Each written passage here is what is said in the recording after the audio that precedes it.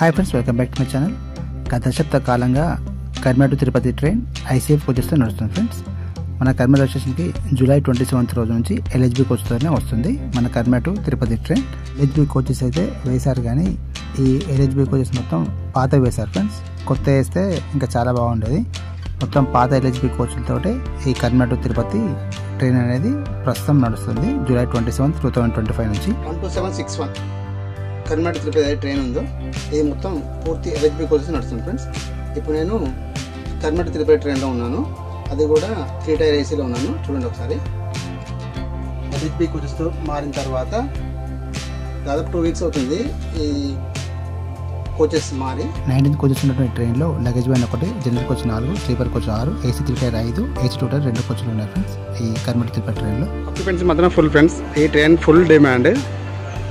Tickets అన్ని hot cakes లాగా వెళ్ళిపోతాయి ఈ ట్రైన్కి.